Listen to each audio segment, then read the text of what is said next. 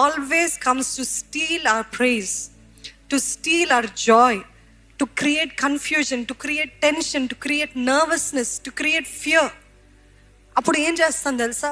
వెనుక దేవుడు చేసినవన్నీ మర్చిపోతాము, ముందున్న ఎరుకో గోడలనే చూస్తూ ఉంటాము. ఈరోజు మీ గతంలో దేవుడు చేసిన మేలన్నిటినీ కూడా మర్చిపోతారు. ఎప్పుడు తెలుసా?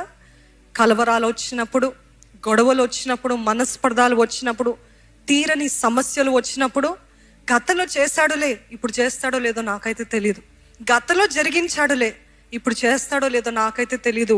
సో దీన్ని బట్టి నేను చింతిస్తా, దేవుడు జరిగిస్తాడు, నా దేవుడు నా పక్షాన ఉన్నాడు, నా దేవుడు పోరాడతాడు అనటము చాలా కష్టం. కానీ God didn't ask us to do easy.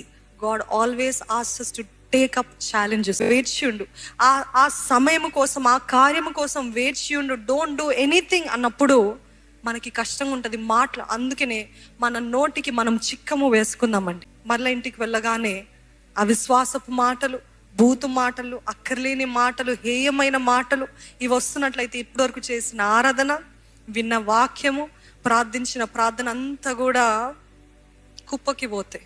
Only way you can insult God is నమ్మకపోవటమే. నిజంగా మీరు నమ్ముతున్నారా? దేవుడు చెప్పింది చెప్పినట్టు చేస్తాడు. మేలు చేయక నీవు ఉండలేవయ్యా, ఆరాధించక